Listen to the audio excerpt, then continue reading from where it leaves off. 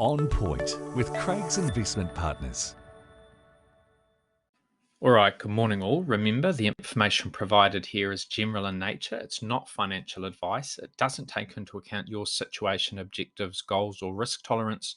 All investments are subject to risk and none are guaranteed. So, before you make any decisions, you should always contact an investment advisor. And you can find out more about our services in that regard at our website, which is craigsip.com.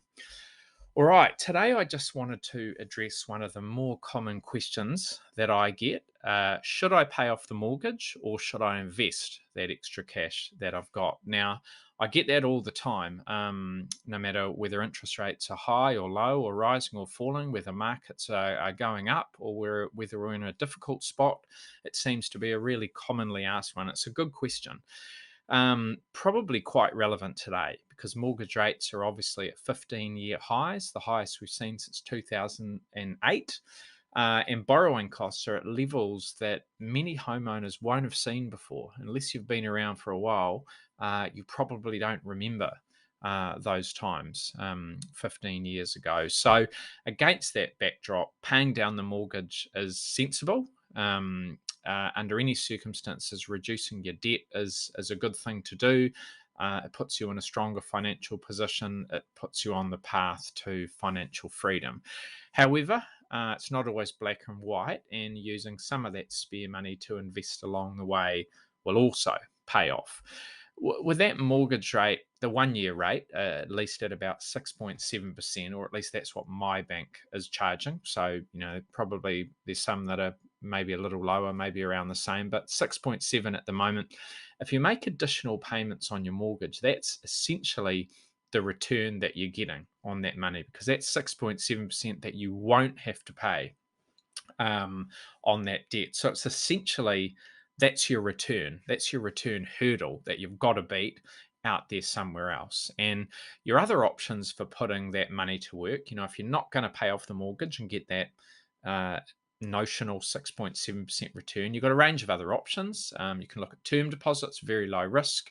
They won't give you quite as much as that. You'll get 5.7% per annum on your term deposits. Again, that's looking at my bank. I know if you bargain, maybe you can sort of get 6 or a little bit higher, but that's one low risk option. Then you've got a range of other assets out there, managed funds, property, shares. Those things will all offer much better returns in the long term, at least, than term deposits, but they will give you a higher risk profile and they'll give you more volatility. So if we look at New Zealand shares, because that's an easy one, the NZX 50 index, which is our main share market index, that came into being in early 2001. And since then, it has delivered an annual return of 9.1% per annum, which is pretty good. That includes dividends. It doesn't include the imputation credits you get on your dividends, but it's a pretty good return per annum over more than 20 years. Now that's obviously above the current cost of borrowing. It's above that sort of one year interest rate that you'd be paying on your mortgage, and 9.1% is also much higher than where mortgage rates have been for the vast bulk of the past 25 years. For most of the last 25 years, apart from a couple of very brief periods, mortgage rates have never been that high. So typically, the return you'll get from an asset class such as shares will be higher than the cost of money, the cost of that borrowing. However, we need to remember that 9.1% that the share market has given you for 22, 23 years, that's an average return right through that period. And just like any growth asset, like a business, like a house, like a managed fund, a property investment, those gains don't come consistently or in a straight line. So it's not like 9.1% year in, year out. You'll have lots of ups and downs. You'll have some stunning years where you'll be up 20, 30% or more, and you'll have some quite ugly years where you'll be down 20 or 30% or more. And we've had 3 of those big declines in the time that the NZX 50 index has existed since 2001. Go back through history and you'll find more. But since then, there's been 3 times where the index has fallen more than 20%. So we had that big fall in the GFC in 08, 09. We had another big fall that was a lot more short lived, but the top to bottom decline was still substantial. That was during the pandemic of 2020. And then we've obviously seen a period of weakness from early 2021 through to the middle of last year. And that really came on the back of a sharp rise in inflation and corresponding increases in interest rates. The OCR obviously went from 0.25 right up to where it is today, which is 5.5. So lots of ups and downs along the way, and a few big downs, a few big ups as well. Markets always recover. Through history, you look at most share markets around the world. Japan's probably the exception. It's never really recovered from where it got to, back in the late 1980s. That's a whole different kettle of fish. But if it's Australia, if it's New Zealand, if it's the UK, if it's the US, share markets always recover. Move on to bigger and better things. And in hindsight, we look back on those periods of weakness quite fondly, actually, because while they are super scary and disconcerting at the time, you look back and you think, geez, I got some great opportunities and I'm glad I took advantage of them. So whether it's the GFC, whether it's 2020, whether it's even this time last year, we look back on those periods and we think, glad that I was doing a bit of investing. But at the time, they're pretty scary. So that's the price you pay for those better returns from things like shares. You get all those ups and downs along the way.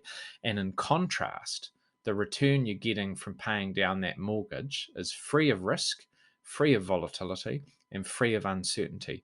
You're going to get that 6.7% return. You'll save that interest. We know that. It's guaranteed. No questions about it. You're not at the mercy of economic conditions. You're not at the mercy of market sentiment or the ebbs and flows of what's happening out there.